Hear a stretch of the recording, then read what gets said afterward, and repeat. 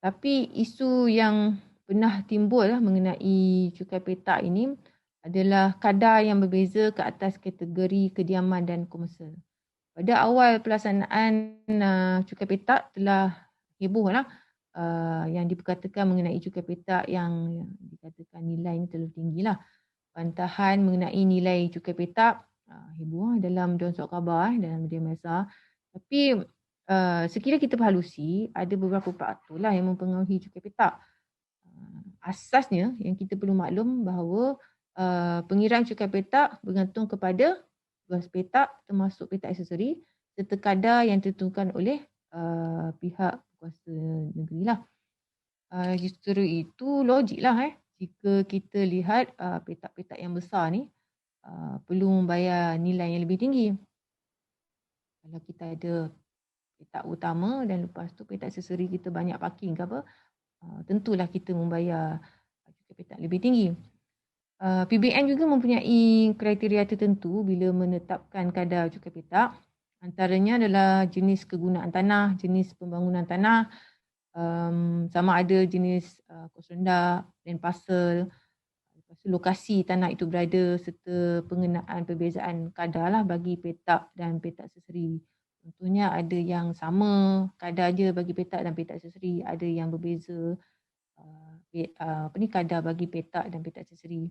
Dalam hubungan ini, JKPG telah mengeluarkan satu garis panduan yang telah mengambil kira best practices yang dilaksanakan oleh negeri-negeri berkenaan yang boleh dirujuk oleh negeri-negeri yang hendak melaksanakan cukai petak masa hadapan dan apa hala tuju pembangunan negeri tersebutlah dalam menentukan pelaksanaan cukai petak di negeri masing-masing itu nanti.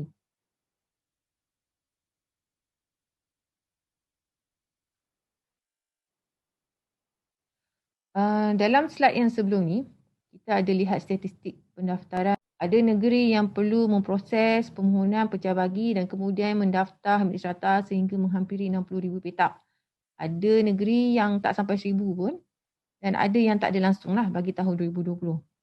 Bagi negeri-negeri yang mempunyai volume yang tinggi, selalu telah pun mempunyai sistem komputer ataupun elektronik bagi urusan serata.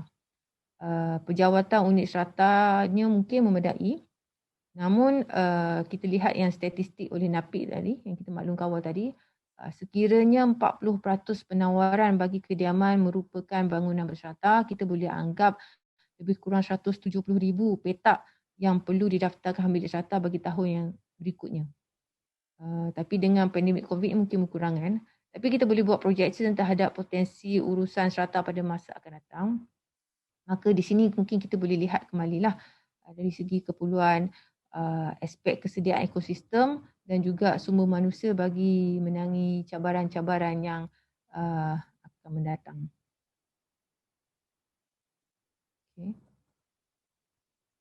Okey, sekarang kajian terkini apa yang sedang dilaksanakan oleh BHSS sekarang ni, kajian-kajian kita buat. Pertama adalah strata renewal ataupun pembangunan semula skim strata. Antara isu yang dibangkitkan yang memerlukan strata renewal adalah disebabkan oleh kos penyelenggaraan bangunan yang makin meningkat bila bangunan makin berusia, makin usang. Ada satu pekeling KPKR daripada KPKR bilangan 1 2013, tahap kefungsian aset makin menurun bila jangka hayat bangunan bertambah. Ia mengalami susut nilai dan juga ia meningkatkan kos ekonomi bagi operasi dan penyelenggaraan, dan tahap keselamatan bangunan juga menjadi minimum.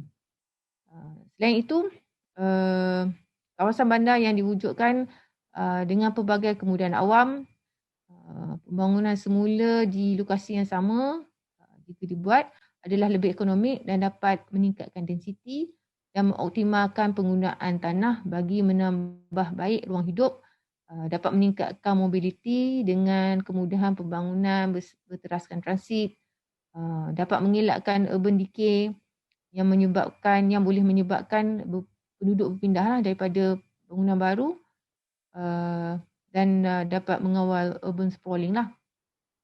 Ini kalau misalnya bangunan dah buruk, dia pindah ke tempat baru.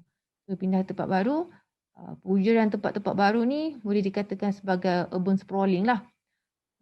Yang boleh meningkatkan penggunaan kenderaan atas jalan. Lepas tu tanah-tanah yang subur ataupun arable land yang boleh dibuat untuk pertanian ke ataupun kawasan tandahan ke ataupun kawasan riadah dan hutan simpan ke boleh boleh memberi kesan lah. Bagi negeri-negeri yang mempunyai kekurangan tanah pula sukar untuk menampung pertambahan penduduk yang dijangka makin bertambah lah setiap tahun. Maka pembangunan semula ni memang diperlukan lah bagi kawasan-kawasan yang kita dah sebutkan tadi.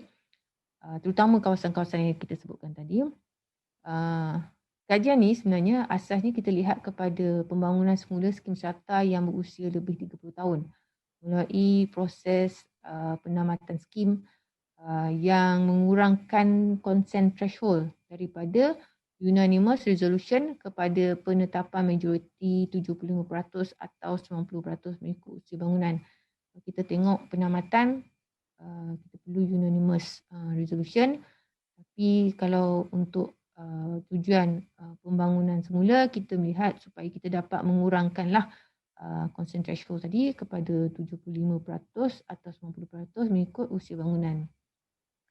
Kalau kita lihat melalui kajian kita telah laksanakan, kita dapati bahawa unanimous resolution ni sukar untuk diperolehi, sukar untuk dilaksanakan dan peruntukan yang kita ada mengenai penamatan pecah bahagi tidak dapat memenuhi keperluan pembangunan semula lah. Sebenarnya banyak lagi kelebihan pembangunan semula strata ni, maka kita sedang cadangkanlah untuk pindaan atau milik strata bagi tujuan ini. Seterusnya,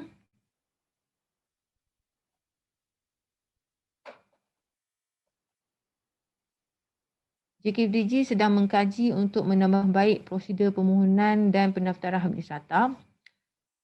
Tadi kita dah lihat sikit kes-kes mahkamah berkaitan dengan strata, tapi sebenarnya ada beberapa isu lah yang telah berbangkit daripada pemantauan pelaksanaan dasar dan perundangan strata. Seperti mana yang telah disentuh dalam slide sebelum ni, antaranya adalah pelaksanaan pengeluaran serentak pemilikan kosong bersama hak milik strata yang didapati tidak dapat direalisasikan dengan sempurna.